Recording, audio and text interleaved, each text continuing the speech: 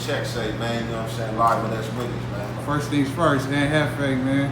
Congratulations, man. You know, you one of them YouTubers, you feel me? You came up quick, you know what I'm saying? Like, I remember you had like 50 views, and motherfuckers just start tapping in from out of nowhere. You get nothing but 5K, like, every video. So, congrats on the success and everything. So, let's get to it, man.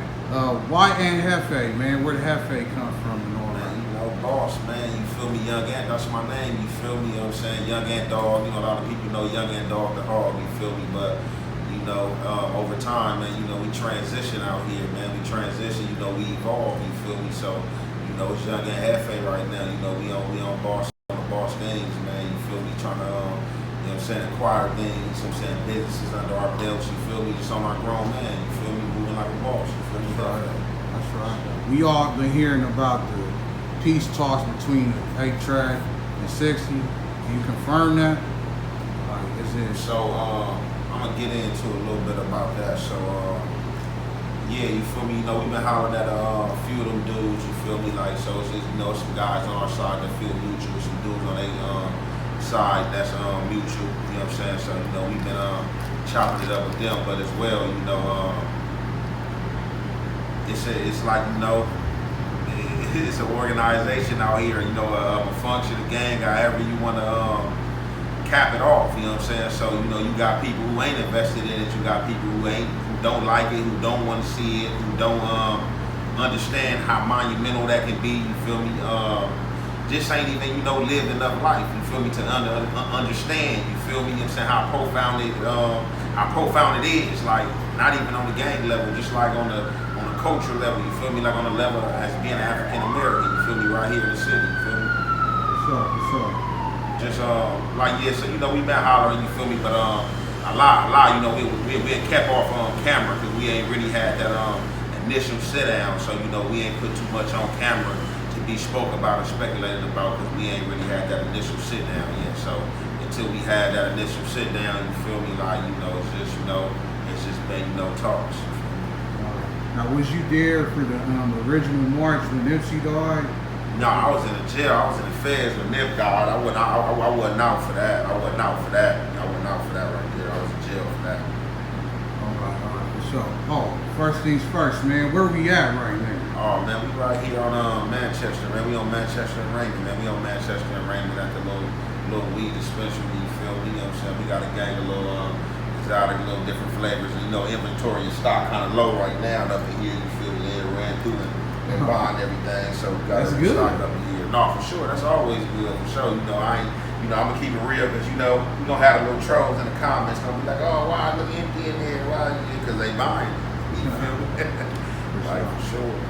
Do you think if the peace talks between the 60s was to come true, like, do you think it'll trickle down to other neighborhoods, like maybe y'all squash it with Menlo, or, you know what I'm saying? Yeah, no, for sure. Like, you feel me? I just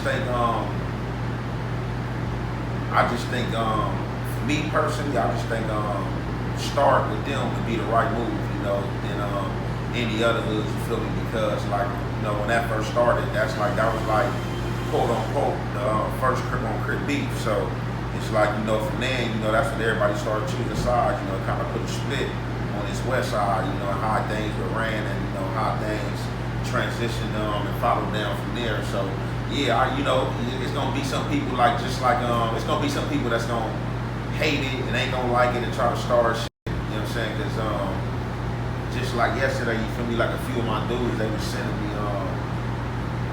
videos like to my inbox of the 9-0s hitting up on our park with the little time 60 thing, you feel me? So I'm just looking at them like, you know, and that type of shit, you gotta laugh, because just like years before, like in the old peace treaties, like in the 92 peace treaties, you feel me? I was hearing like doing the Crip and Blood like peace treaties, and like certain hoods had peace treaties, and police was coming through, shooting at parks and shooting at people, and it's left up to the people to think like, oh man, like damn, did this hood do it, or is this some of their homies that's like F that, they not on that, you know what I'm saying? So it just like, when that was sent to me and I seen that, I was kind of like, you know what I'm saying, like, man, I ain't never seen them, like, it is they neighborhoods, but I ain't never seen them hit up times like that. So, you know, it's somebody, you know what I'm saying, playing games, you know, who don't want to see it. It could, you know what I'm saying, it could be them, you know what I'm saying, it could be one of them, we don't know. But you know, man, that's just how it go out here, man. People don't understand the dynamics, and just like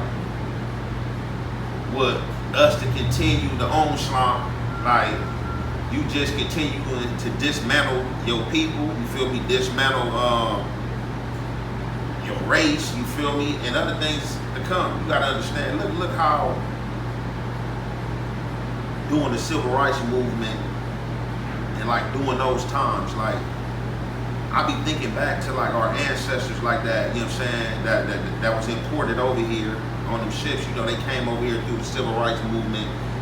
They went through the civil rights movements, got certain rights, got their rights, got property, obtained property, owned property, came over here in these areas, made the whites move out, and like now you look, Los Angeles is not predominantly black no more, you know what I'm saying? Like the Spanish came in and started moving us out, like how we moved the whites out. And it just ain't like, you can't even be mad at them because it just ain't their fault. Like it's our fault because like blacks, we the number one killers of each other. Like, you know, we keep going at each other, and I'm not preaching no racial injustice or, you know, no different ethnicity groups against each other, but it is what it is. You feel me? I'm just gonna speak my mind.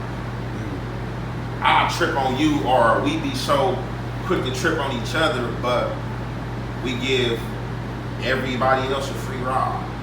We give everybody else a free ride. Like I'm gonna give you some quick science, man. I can go to a black hood right now. I can go to a black hood. We probably don't beef, or say we do beef. I can go over there and hit up right now. Go hit up A-Trey Gangsters. That shit gonna get crossed out quick. I can spin a block, come back and hit a Mexican gang up. I guarantee you they ain't gonna cross that shit out.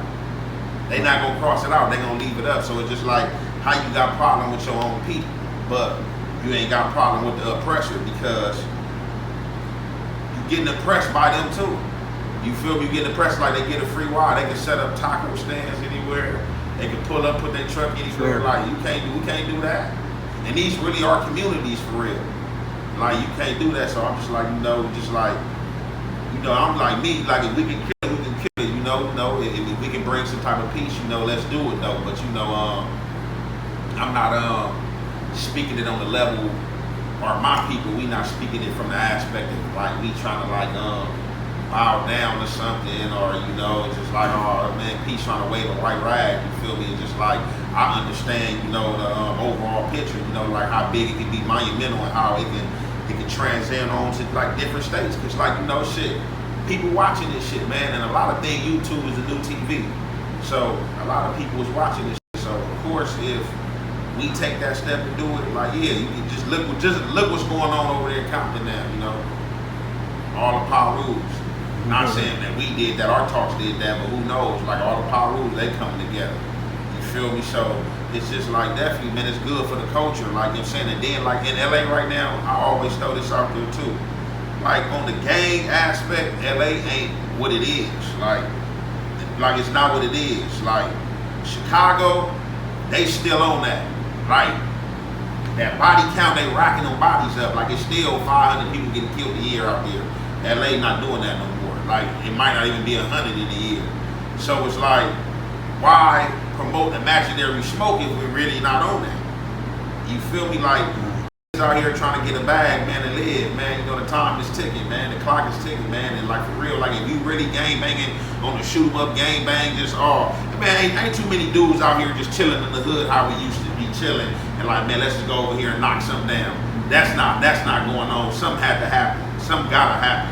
And then, you know, occasionally you have the knuckleheads who do be on that, but that's not what's going on. So I'm just like, you know, ain't nothing been going on between us and them dudes, you know. It's just like, without it being spoken, it's just like, it ain't really been no fire. And it's because, like, it's different times and people on different shit. So it's just like, why promote the imaginary smoke?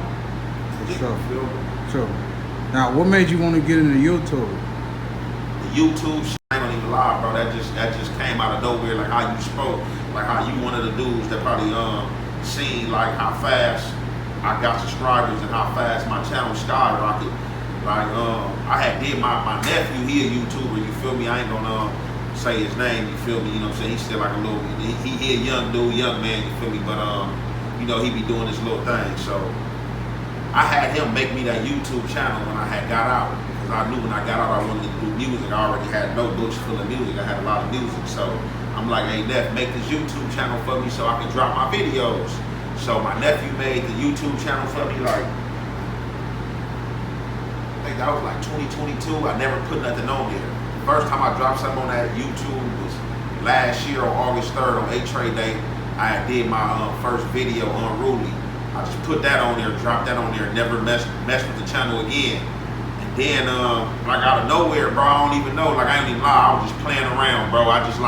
I was already on YouTube, so, I mean not YouTube, on Instagram, so a lot of people be on my gram. So on my gram, you know, I just be doing a lot of talks and just dropping shit, like, you know, just dropping shit on the mind, you know, shit be going on out here, or I just have something on my mind, I elaborate and speak on it, and a lot of people be taking my stuff and reposting it, and a lot of people used to get at me like, man, bro, you know, besides you doing your rap shit, you hard, bro, you need to get a podcast too, you need to like do a YouTube channel, woo. So I'm like, all right. But like I never thought about doing it, and then like when I just started taking like some of the stuff I was posting on my gram and I was putting it on my YouTube, and I was seeing it, like seeing the numbers it was doing, I'm like, damn, hold on, because I was under the impression like if I only had 5 subscribers and 10 subscribers that them the only people that can see it. So I ain't gonna even lie, I didn't even want to like put the hard work in and get on the grind and like try to build a YouTube channel. I'm like, man, I'm just putting this little YouTube shit out here and 5 people looking at it. And my boy told me, he said, man, look, it don't matter if you got 1 subscriber. He said 1 million people. He said your shit can do 1 million views with 1 subscriber. So I'm like, yeah. So he like, yeah. So when he told me that, I ain't gonna even lie, that kind of like gave me the push. And I just was just like dropping videos and not paying attention to them.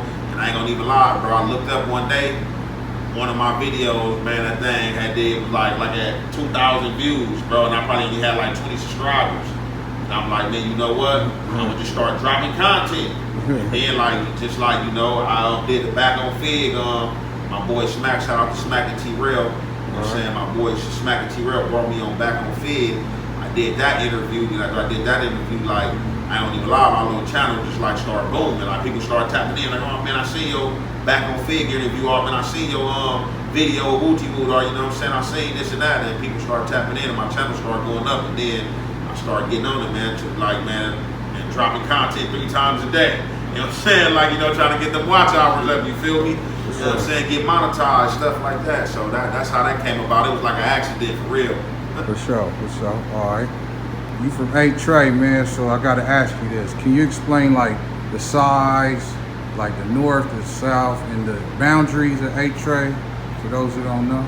Yeah. So man, all right. So basically, we got the north side. That's the side I'm from. So basically, the north side. So the north side will be considered like the area, like starting like off of Normandy, like the Gage area, Western and the Gage area. You feel me? Like a block over there to a degree. We kind of like divvy up like with the Brims. You know what I'm saying? The Brims right there too, but back in the days before we was cool with the Brims, like when it was beef with the Brims, you said that's what separated the Brims and the A-Trade. You know what I'm saying? Gauge. That was a borderline of us, you feel me? So you know you got us, you got the Brims right here, you got the A-Trades right here, you got the 60s on this side, that's on Western and Gauge area. So right from Western to Normandy and Gauge, to Florence in Normandy, to Western in Florence, up 78th in Normandy, up to 78th in Western, down Florence to Vermont, you know what I'm saying? That's all like will be considered the north side. Them all blocks will be considered the north side. Then like after that will be considered the south, like, you know what I'm saying? Basically from 78, like the Normandy area. So basically the 80s of the Normandy area, all the little back streets, like this area we in right now, that would be considered the south side. In between, you know what I'm saying, all the back streets, but not on Western, but all those back streets like LaSalle, Hobart, you know what I'm saying, Meeker, Dalton, all this is considered the south. Like this area we doing the interview in right now, this is the south side A-Trade. Right. So, but then once you cross Manchester, that's considered a dub. That's the back west. So from like, let's say from Western to Vermont, you know what I'm saying, up to Century will be considered the back west. Then you got the 9-9. That's another thing. So you did an interview with the 9-9 dudes, and dudes ain't gonna tell you the truth. So we gonna drop the truth on that right now. Let's speak on that. Where the 9-9's at, that's A-Trey Gangsta Hood. They got a block over there. The original block is 99th in Normandy. The back west of the A-Trey Gangsters was started on 98th in Normandy. They know this, you know what I'm saying? That's the set.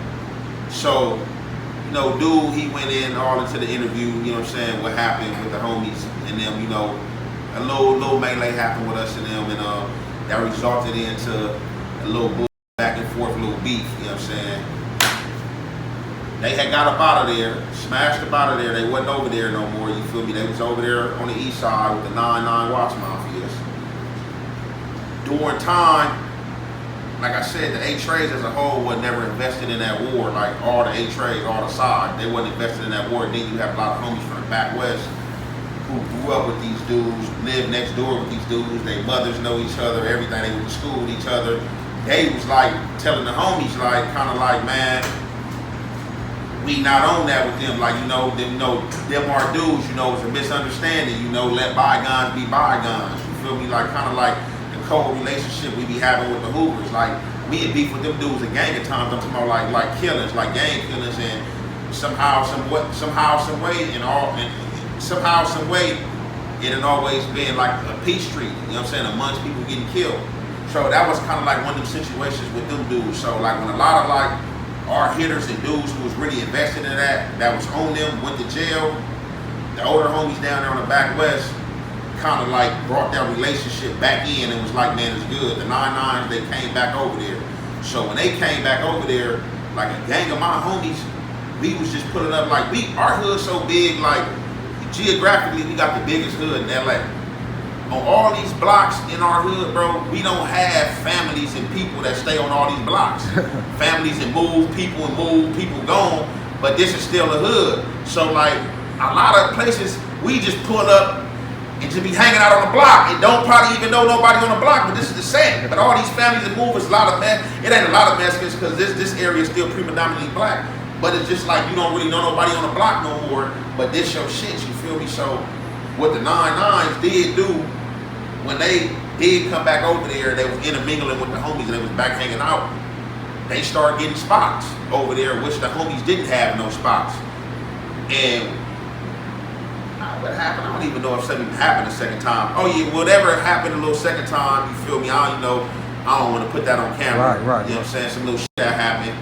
And you know, we kicked the little dust back off, you feel me? And it just still really been lukewarm since that little situation happened. But like, yeah, man, that's the set, man. I go over there right now, bro. I go to that store in 97, man, in Normandy, you know, that's the setting. Like, we ain't even really invested in no war with the dudes. Like, the homies ain't even tripping, you feel me? Like, they always been down there with the homies, you feel me? So, you know, yeah, so that's just like, you know, my whole take and the truth on that situation right there. Like, like, it really ain't even like no smoke with them. Y'all not coming over here, and like, that's the set. We not going over there and the set tripping on y'all. Like, you feel me? For sure. Now, it's common knowledge that y'all sport the Georgetown Hoyas, like the G, like hat, the ball cap. Do you know like which one of your big homies like brought that to the table? Like, we gonna. Man, it might, I don't know, it might be my guy, man. I might be wrong, but it might, like the first dude I was like seeing that was on that thing, like on that G was Monster. Might be Monster. It might be Monster, bro. It might be Big Monster, like for sure. Like I could be wrong, but you know, I know the G homie personally, and like back in the day when I was a young dude, that's who I seen like true blued up with the G hats on, the big G's, and then I ain't gonna lie, that's how I started wearing that Georgetown stuff with my name Ant Dog. So like that mascot, like man, that's Ant Dog on the hat, like for sure. Like I was like all the homies wear it, like, but like originally, like it probably came from that. And speaking of Monster Cody, like let's name some of the other famous people that come from A-Trey, like, cause you got the light-skinned comedian, what's his name? Oh, my boy, my brother, man, Stevie J. Stevie J. Shout out to Stevie J. My brother. Like, is there any other up-and-coming rappers or famous people coming? You got a few dudes that's rapping. You got over here rapping. You got me, Young and Jefe. You got Mad North. You got D3 the Gas Man. Who else? Oh, my little bro, he down right now, man. Gas. My boy Saint, Gas Gang Saint. He down right now. But I mean, like we the ones that's rapping as far as it got stuff out and that people probably would know about. And then like every day you got people coming out trying to rap and do stuff. But like, you know, as far as like ones that's noticeably like, you know what I'm saying, we the ones for sure, you know what I'm saying, that got music you can go check out and pull up and stuff like that. A lot of people is not able to run a successful business like this. Like, what's your secret for the young entrepreneurs out there? Man, look, for real, like it ain't no secret, man. Like it ain't no study book and study guide, man. Like for real, like I tell people all the time, bro. Like I was just telling somebody this the other day, man. I was having a conversation with a friend of mine, and they was like, "Man, I can't wait to start working to just give me a business." And I'm like, "Man, this shit ain't easy." Like some days I'll be like, "Fuck this shit," because like I know how successful it can be because I had this shit successful. But like I'll be like, man, I ain't gonna even lie, I'm a Gemini, man, so I'll be trying to like juggle too many things at once. Like I'll start a project and leave it right there and hop on another project. So I'll be doing a lot of stuff, man. But like a business, man, you gotta really, if you want a business, you gotta really be passionate about it. You gotta really be invested in it, and you gotta really put the work in, man. Because ain't shit don't come to you just sitting around and thinking you got some money to spend. Like, so you gotta really be invested in it. Like you gotta put that work in. Like you gotta like put the footsteps in. You feel me? Like the successful things it takes to run a business. Like it ain't easy. It sounds easy, just like, oh, I got a business. You feel me? That's the easy part about it of it. You know what I'm saying? For everything. So what's next for Jefe? You done YouTube, you got a business, you a rapper. What you got next? You got a movie? What's the deal? Man, I ain't gonna even lie, bro. I kind of like fumbled, man, some work, man. A few weeks ago, one of my partners had pulled up on me, man. But like I said, I'm having a lot going on. He had like straightway line for me to go holler at a guy that's working with Tool. Oh. Man, like he had gay, like, look, bro, all you gotta do tomorrow, look, the man gonna be there. You know what I'm saying? All the way to 6 o'clock, man. If you can find somewhere at your day to pull up, man, go pull up on him, man. He got the whole format laid down. He would too be, you know what I'm saying? You can give him a script. You feel me? If you trying to do a script, some people got some script, you know what I'm saying, type deal. But hopefully I can double back on that. But I ain't gonna even lie, what I'm really trying to do, I'm really trying to I really gotta get out of the habit of trying to juggle all these different things. You feel me? Like, yeah, I wanna create a different avenue or have different avenues to where revenue is coming in. We don't just want no revenue off one avenue. You feel me? Like we trying to create different avenues to where it's coming through, you know what I'm saying, or everything. So I just really for real just want to tighten up, man, and get more passionately into the music, bro, and just get on my YouTube shit more. So like with the YouTube, like how you interviewing me, man, I got a lot of people that want me to interview them. I got dudes who ain't been on camera that want me to interview them, you feel me? So I got all the stuff, I be YouTubing off my phone, and I got a laptop. You feel me? So I got some cameras and all that. So I think I'm gonna start interviewing a few dudes, and then I got like another little space that I had like the same little type of setup that's going on here at.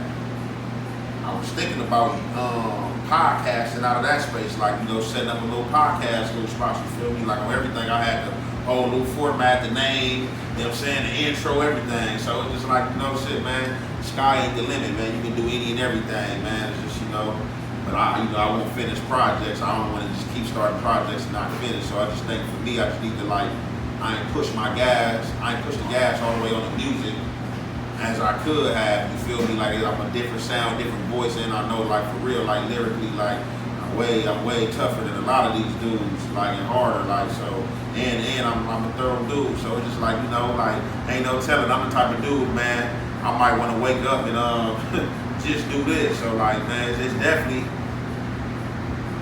different things to come, but shit is just man, I definitely want to tighten up, like I said, on this music and YouTube thing. You know what I'm saying? Definitely want to, like affect that. You feel me? Before I move on and try to like open up any other avenue or field, unless it's just something that's just like an instant cash cow to where I can't ignore it. You feel me? Right. Now you said something earlier.